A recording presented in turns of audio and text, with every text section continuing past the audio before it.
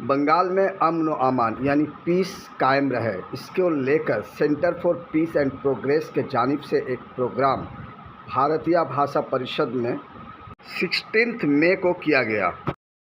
इस प्रोग्राम का मकसद था कि मुल्क में किस तरह से अमन व अमान बरकरार रहे और ख़ास तौर से रियासत मगरबी बंगाल में जब एक नई पार्टी वजूद में आई है तो वो अब इस रियासत को किस तरह से हैंडल करे कि यहाँ पे अमन कायम रहे।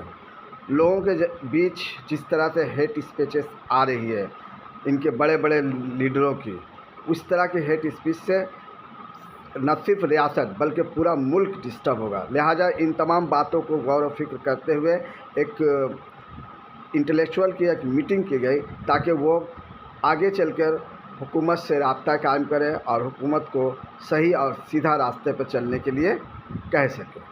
आइए सुनते हैं कि विकास रंजन भट्टाचार्य ने इस मौके पर क्या कुछ कहा और दीगर डिग्निटीज ने क्या कहा। We are running a constitutional government. এই কনস্টিটিউশনটা না আমরা নাগরিকরা বুঝে ভোট দিই বা যাদের আমরা নির্বাচিত করি তারাও কনস্টিটিউশনটা বোঝে, কেউ কিছু মনে করে। কনস্টিটিউশন বলছে India is union of states, not unity of states. যারা কনস্টিটিউশন লিখেছিলেন না তারা অনেক ভাবনা চিন্তা করে বলেছিল। আমি বেশি জায়গায় যাব না। কনস্টিটিউশনাল গভর্নেন্সের বেসিক থিওরি, ডবল ইঞ্জিন সরকার নয়ডাতে, ওখানে সিপিএম নেই, ওখানে ট্রেড ইউনিয়ন নেই। শ্রমিকরা প্রচন্ড বিক্ষোভ করছে, কেন? তাদের সাস্টেনেন্স কোয়েশ্চেন। তাদের দেওয়া হয়েছে অ্যান্টি ন্যাশনাল, কোর্টে প্রডিউস করছে, কালকে সুপ্রিম কোর্ট জাজ বলেছে they are asking for minimum living, না তাকে কি বলছে অ্যান্টি ন্যাশনাল। দেশভক্তির সঙ্গে মানুষের জীবন জীবিকা সম্পর্ক থাকবে না গভর্নেন্স। আমি অন্য কিছু বলছি না, যে পার্টি থাকবে না। কনস্টিটিউশনাল গভর্নেন্স করতে গেলে আমাকে কনস্টিটিউশনের যে মূল পারপাস এটাকে ফিল, সেই ফিল যদি আমি না করি তাহলে আমাকে বলতে হবে সোনা কিনো না, আমাকে বলতে হবে পেটে দড়ি বাঁধো, বাসস্ট্যান্ড করতে হবে না, 1 কোটির উপর গিগ ওয়ার্কার তারা রাস্তায় নেমে গেছে। This reflects governance. যে সরকারি আসুক না কেন সেই সরকারের ফান্ডামেন্টাল টাস্ক হচ্ছে to give relief in terms of the constitution. সেটা হচ্ছে না। দুর্ভাগ্যজনক হতে ঘটনা, আমি এসে প্রথম কাজ যেটা করলাম, যেটা দেশ বিরোধী কাজ, হচ্ছে পিপলের মধ্যে ডিভিশন। আজকে ভারতবর্ষ ইন্টারন্যাশনালি প্রত্যেকটা ইন্ডেক্সের নিচে নেমে যাচ্ছে। তার ফান্ডামেন্টাল রিজনটা কি? That unity of the people are not properly maintain. কেন আমাদের দেশে আমরা এটা ভাববো ও লাল, ও কালো, ও হলদে, ও সবুজ। লাল তুমি চাচাতে পারবে না, কালো হলে চাচাতে পারবে। Y? This lakhs governance.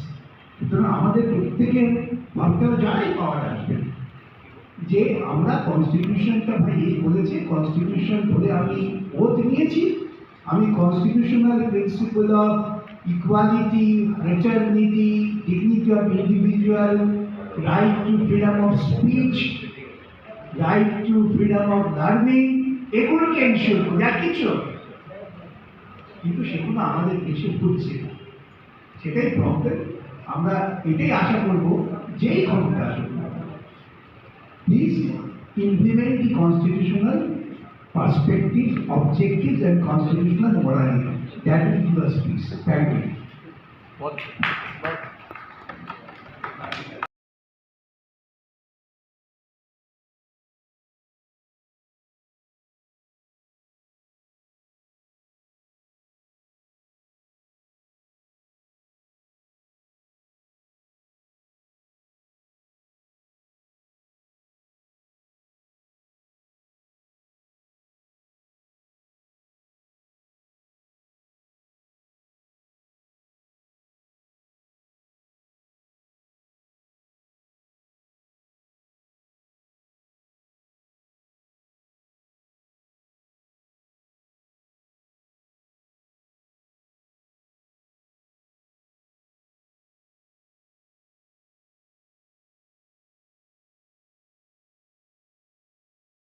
Committee होनी चाहिए, सब जगह एक साथ। दूसरी सबसे बड़ी बात ये है कि जो रिश्वतखोरी और करप्शन है, वो जो बीजेपी स्टेट है, जहाँ जहाँ बीजेपी स्टेट है वहाँ तो सूरत हाल बहुत ही दूसरी है।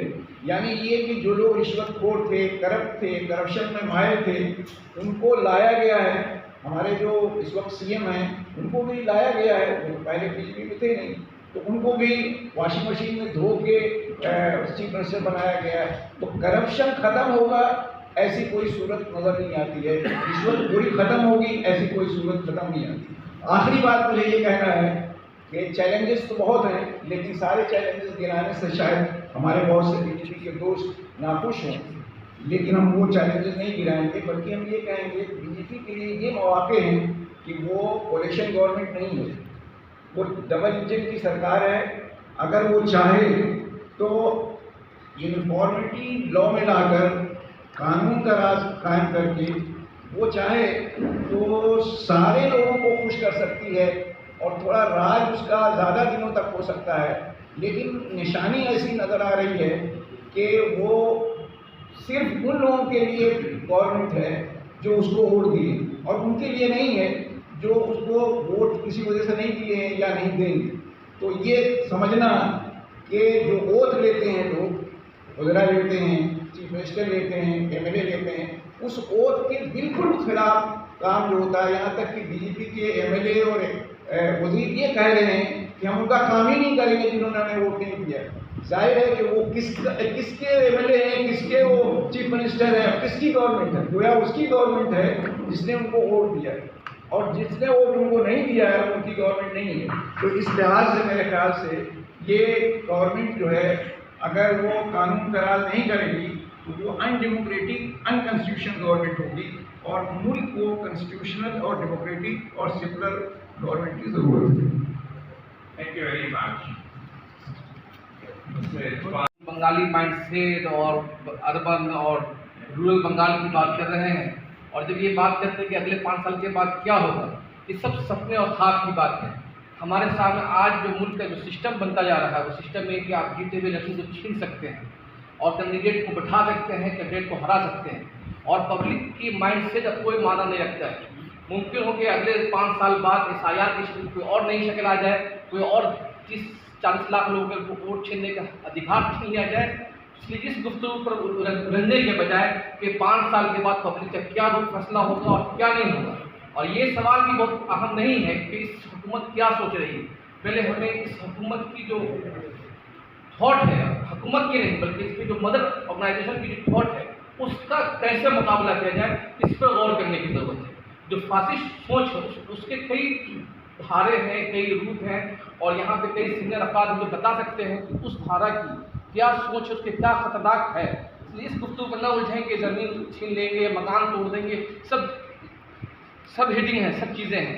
असल उनकी धारा का मुकाबला करना पड़ेगा पॉलिटिकली तौर पर भी, कि कैसे बयानियाँ बनाया जाए, कैसे नैरेटिव तय किया जाए इनके खिलाफ, और खुद जो सिविल सोसाइटी है उनको किस तरह से मुकाबला करना चाहिए, इस पर गौर करने की ज़रूरत है। इस बात को उलझने के बजाय कि 5 साल के बाद क्या होगा, हक छीन रही नहीं छीन रही, इनके इसलिए आई ही हैं कि गरीब, किसान, मजदूर और अक़लियत, माइनॉरिटी के हक छीन कर चंद लोगों के हाथ में दौलत को थमा दिया जाए, और फिर उन चंद लोगों के जरिए मुल्क को कंट्रोल किया जाए। हमें उसका मुकाबला करने पर गौर करना चाहिए। बहुत बहुत शुक्रिया। Thank you very much. With the BJP government forming the state, and I'm not cynical that look at the performance in other states. It is true, you judge a party or a government by what they have been doing in other states. But Bengal is a different story. In Bengal, we have a considerable population of minority, and if BJP is foolish enough to try the same thing that they do in other states, they will suffer badly politically in Bengal. This is what I believe. Therefore, just 2 points, as I said earlier, that the government here, the BJP government, if you will see throughout their campaign, they have said that Bengal has been deprived of the cooperation from the central government, funding from the central government, which the former Chief Minister of Bengal himself had said that the central government was not released and Bengal government was deprived of its rightful share. Therefore, the BJP government should utilize this opportunity, When you have a double engine sarkar, please deliver. And secondly, rise above your political interest. Now that you are in the government, rise above your political interest. Do not compromise on public interest and work for the people. Look at every citizen from the same, the same specs, the same spectacle. Do not color them in religion or in caste, and work for them, blind people. The laws, I believe, the welfare schemes, I believe, are all secular.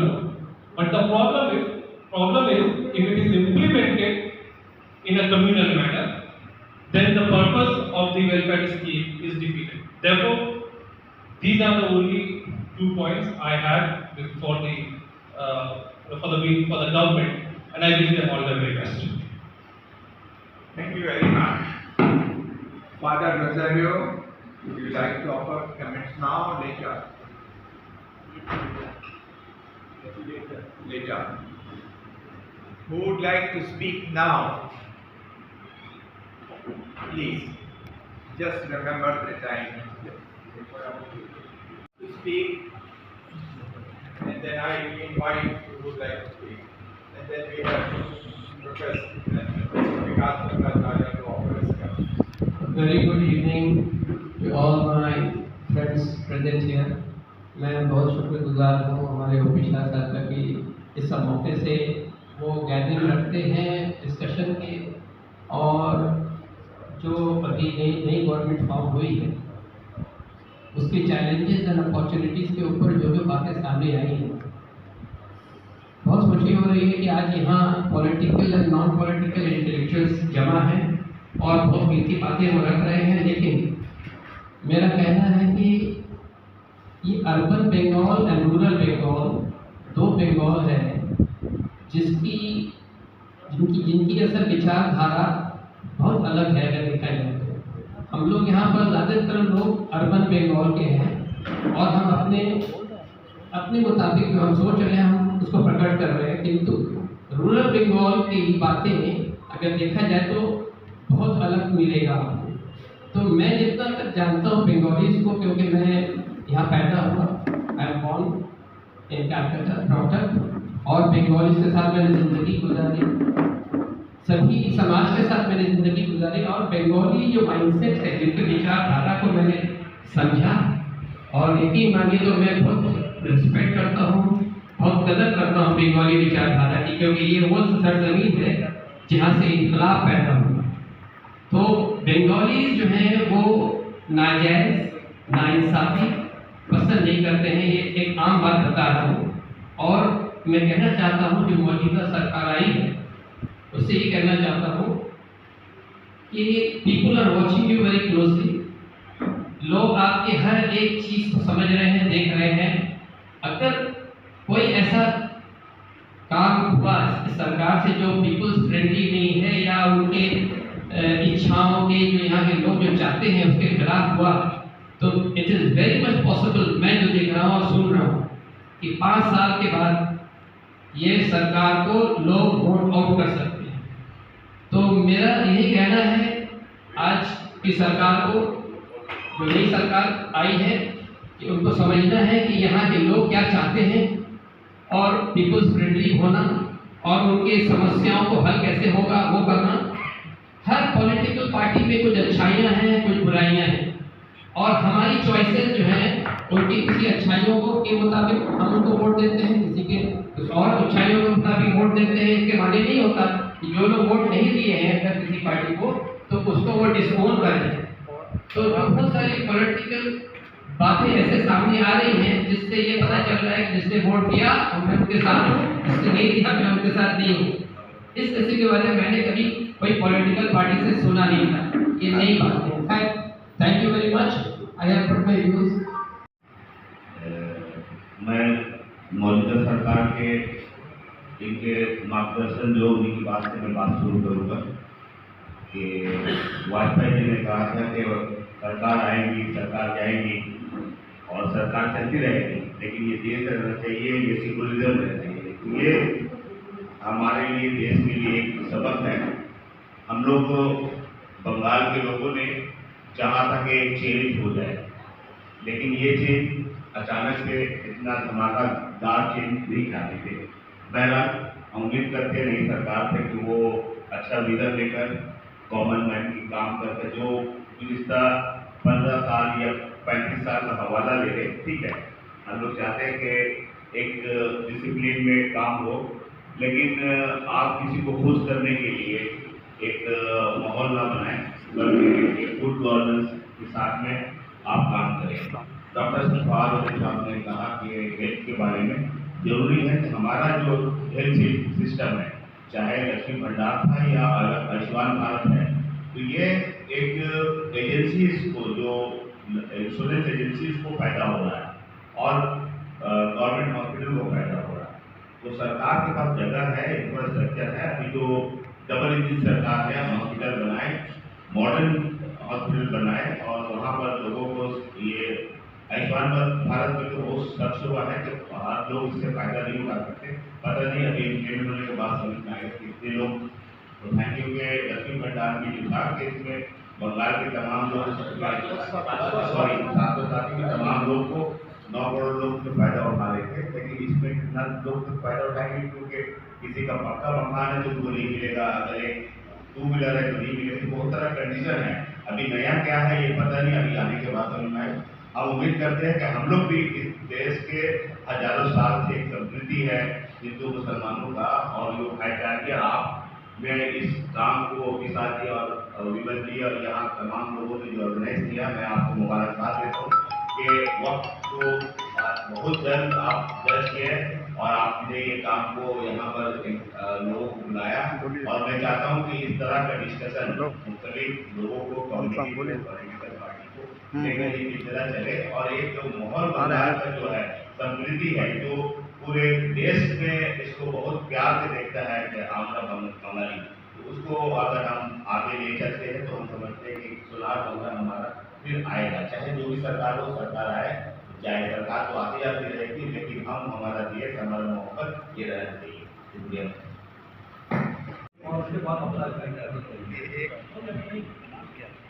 आप बोल दीजिए, फिर वो voter thank करेंगे।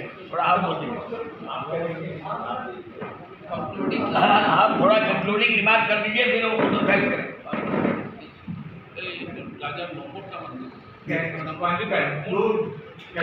Is there any need to conclude after Mr. Bhattacharya has spoken and he laid the emphasis on Indian Constitution?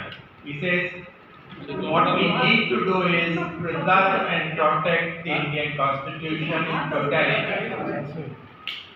This country to survive, most people have emphasized on the significance and importance of secularism.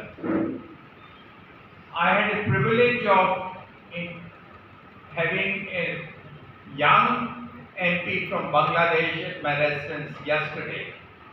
He came for breakfast and spent about an hour and a half with me. He was very courteous, kind, and very soft-spoken. But he was very keen that the relations between India and Bangladesh should improve. And he did ask many questions. He had many things to suggest. Perhaps someday we should have some Bangladeshi, maybe on Zoom or otherwise, need to have a serious discussion with Bangladesh. We need to improve our ties with Bangladesh. It is very important and essential. I hope we will continue such dialogue. Dialogue is the essence of democracy.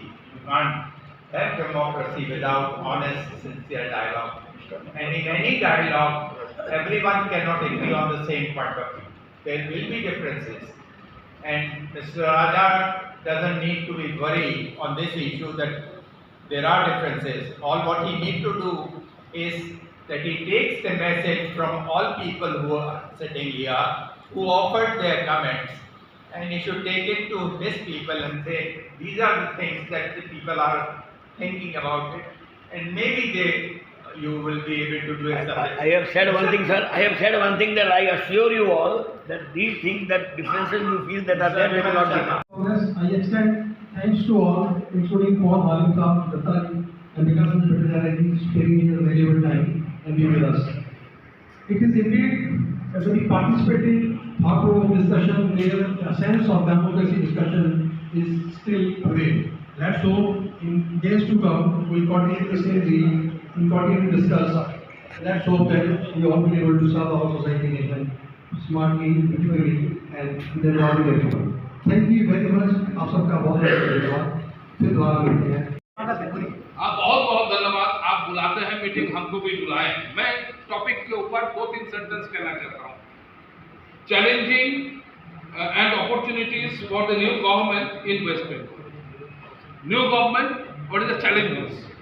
Number 1 challenge, 8 lakh crore almost, इतना पैसा कर्ज है किसके ऊपर? बंगाल के ऊपर.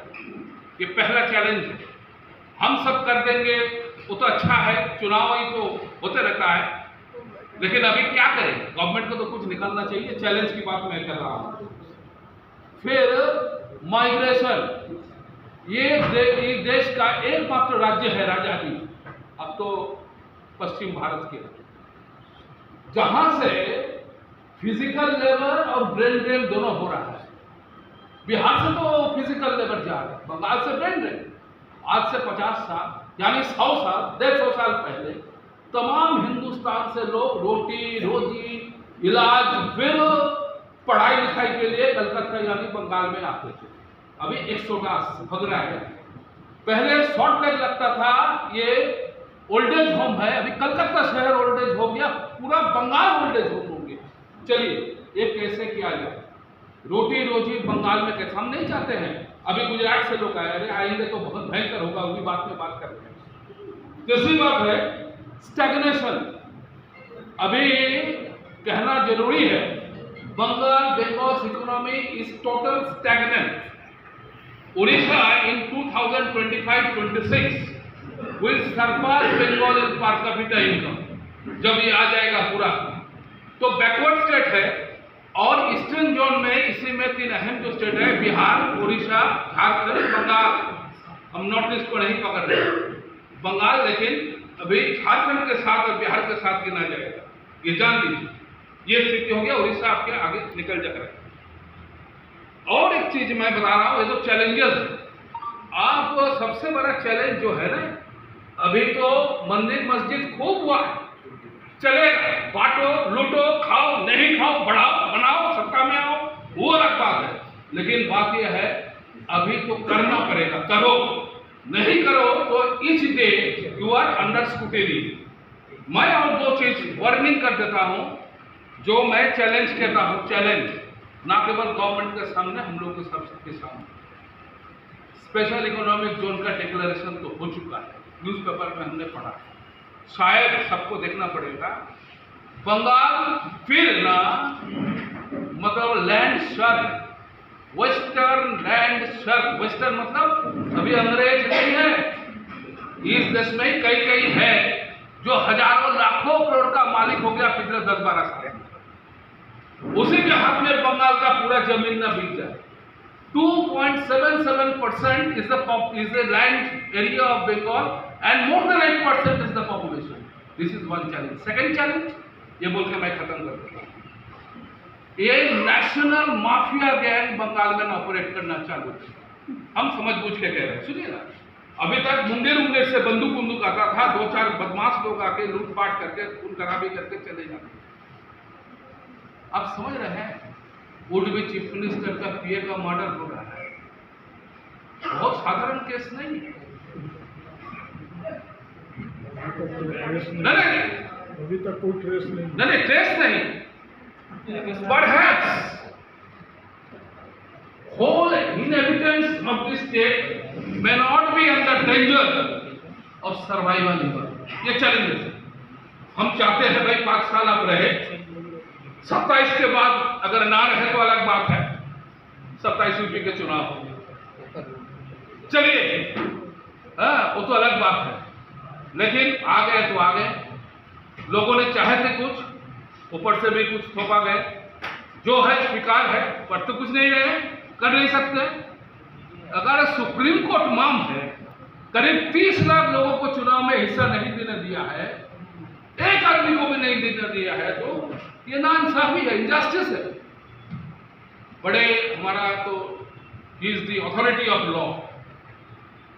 आप लोग भविष्य में विचार करिए जो whether even 1% is denied for franchising, ना ठीक है, तो ये कितना फैलेगा, लेकिन स्वीकार है, क्या करें।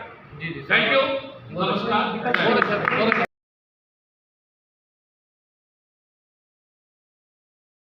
আমরা আদ্যাপীঠের মন্দিরে আপনারা গেছেন কিনা জানি না, দেখলে দেখতে পাবেন সবচেয়ে মাথার উপরে রাধাকৃষ্ণের মূর্তি, যেখানে একটি প্রেমই একমাত্র আকর্ষণ করতে পারে, ভালোবাসা নেই। এই প্রেম আর ভালোবাসা দিয়ে আমরা যদি পরস্পরকে না বাঁধি, এই হিংসা এটাকে মনের থেকে সূচি করতে হবে আমাদের, যেটা আমার কাছে সবচেয়ে বড় দরকার। এই তো এবার খুব যত্ন হয়েছে, এইবার মুসলিমরা যে এই ধরনের কোনো কথাবার্তা কিন্তু আমি সত্যি কথা 30 বছর আগে শুনি। যে डरा हुआ माहौल जो पैदा हो गया ना, अभी लाभ जिहाद के नाम पे या फलाना फलाना जो जी चाहे तो बोल सकते हैं, लेकिन ये जगह यूपी नहीं है। हमको मालूम है जो हम কিছু কিছু কাজকর্ম করাই, যে নাকি মেয়েটি ইউপি থেকে এসে ফিল্ম স্টাডি কাজ করে, তারাও কিন্তু নিজের বাড়িতে হিন্দু হয়ে যেতে চায় না, বহুত ভালো খারাপ হয়। আমি এত কাছে যেতে পারবো না, তো আমরা মজা করতে পারি। এই বাংলার যে একটা জায়গা ছিল যেখানে আমরা খুলে ভালো মতো চলতে পারি, এখানে আমাকে বিমলজির সাথে আলাপ করার মূল লক্ষ্য দিতে এসেছে। আমি মানবতাবাদ, আমি মানব ধর্মে বিশ্বাসী, আমি মানবতাবাদ। আপনাদের সাহায্য করে অনেক আছে, আমার ছেলে আমাকে পড়াচ্ছে, মার্কসিজম করছে, আমার ছেলে এথিস্ট লেখে এবং যেখানে চাকরি পড়ে না, আমার মেয়ে সে অ্যাগনিস্টিক, তার কিছুই আসে না। সুতরাং আমি ইয়ং ছেলেমেয়েদের কাছে আমার এটাই যে কী নিয়ে যাচ্ছি, কোথায় সমাজকে নিয়ে যাচ্ছি, এটা একটা বিরাট বড় কষ্টের ব্যাপার। আমি মানে সত্যি খুব একটা ডরা হওয়া মাহল पैदा হবে। আপনি আপনার মতো খাবেন, আপনার মতো করবেন, সেটা আপনার একান্ত ব্যক্তিগত। হিতেশ যে আমার বাড়িতে গেছেন, উনি ব্রাহ্মণকে মানতেন না, বিমল যে আমার বাড়িতে গেছেন, তাকে আমি নিরামিষের যেরকম অবস্থা খাওয়াই আনতেন, এখানে এটা খাওয়া হয়নি, আপনি ইয়াকিনকে সাথ मेरे विश्वास रख सकते हैं अपना खाना खाने। আমার পণ্ডিত স্যার, আমি যদি সংস্কৃত পড়াই, পণ্ডিত স্যাররা আসে, তাদের বলি না এখানে কিছু ছোঁয়াছাত দিলে দুটো সেক্টর আপনি যার বেশি ভালো লাগছে সেক্টর ভর্তি কাজ। কিন্তু আমি উপনিষদ মানি, কিন্তু এখন যে একটা কথাই বলবো আপনাদের, कभी जब मुझे हर अनहद को जो पार करते हैं उसे कहते हैं, कभी फिक्र को जो खा जाते हैं उसे कहते हैं फकीर।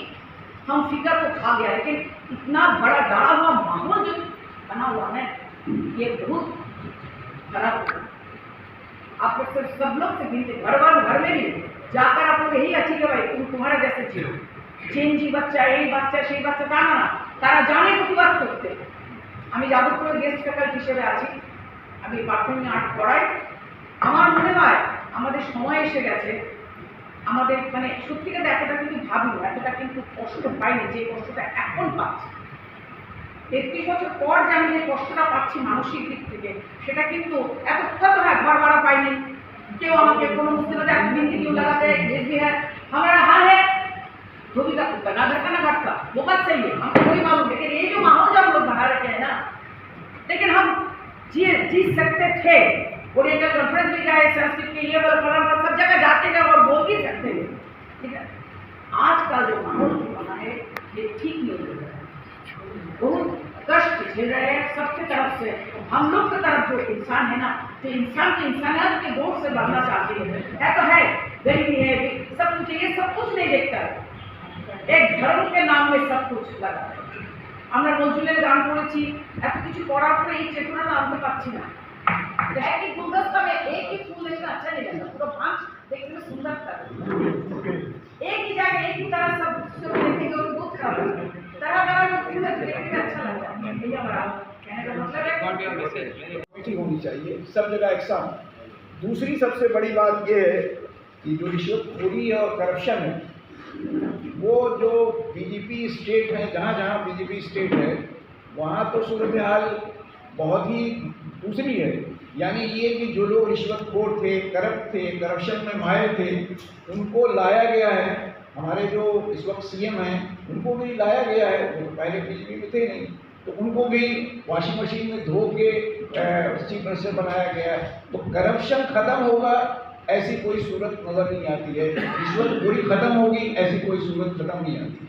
आखिरी बात मुझे ये कहना है कि चैलेंजेस तो बहुत हैं, लेकिन सारे चैलेंजेस गिराने से शायद हमारे बहुत से बीजेपी के दोस्त नाखुश हों, लेकिन हम वो चैलेंजेस नहीं गिराएंगे, बल्कि हम ये कहेंगे बीजेपी के लिए ये मौके हैं कि वो कोalition गवर्नमेंट नहीं है, वो डबल इंजन की सरकार है। अगर वो चाहे तो यूनिफॉर्मिटी लॉ में लाकर कानून का राज कायम करके वो चाहे तो सारे लोगों को खुश कर सकती है और थोड़ा राज उसका ज़्यादा दिनों तक हो सकता है। लेकिन निशानी ऐसी नज़र आ रही है कि वो सिर्फ उन लोगों के लिए गवर्नमेंट है जो उसको वोट दिए, और उनके लिए नहीं है जो उसको वोट किसी वजह से नहीं दिए हैं या नहीं देंगे। तो ये समझना कि जो ओथ लेते हैं लोग, वज़ीरा लेते हैं, चीफ मिनिस्टर लेते हैं, एमएलए लेते हैं, उस ओथ के बिल्कुल खिलाफ काम जो होता है। यहाँ तक कि बीजेपी के एमएलए और वजीर ये कह रहे हैं कि हम उनका काम ही नहीं करेंगे जिन्होंने हमें वोट नहीं दिया। जाहिर है कि वो किसके एमएलए हैं, किसके वो चीफ मिनिस्टर है, किसकी गवर्नमेंट है, गोया उसकी गवर्नमेंट है जिसने उनको वोट दिया, और जिसने वोट उनको नहीं दिया है उनकी गवर्नमेंट नहीं है। तो इस लिहाज से मेरे ख्याल से ये गवर्नमेंट जो है अगर वो कानून का राज नहीं करेगी तो वो अनडेमोक्रेटिक, अनकॉन्स्टिट्यूशनल गवर्नमेंट होगी, और मुल्क को कॉन्स्टिट्यूशनल और डेमोक्रेटिक और सेकुलर गवर्नमेंट की ज़रूरत है। Thank you very much.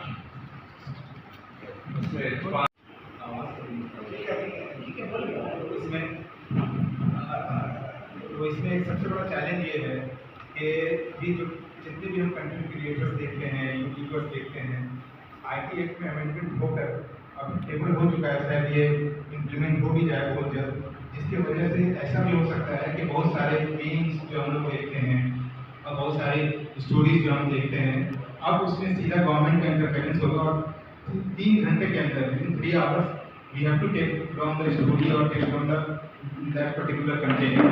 ये बहुत बड़ा चैलेंज है और अपॉर्चुनिटी भी है बीजेपी को, because I believe Bengal is neither north Indian states, but it is not works like UP, Bihar like that, और इवन आसाम।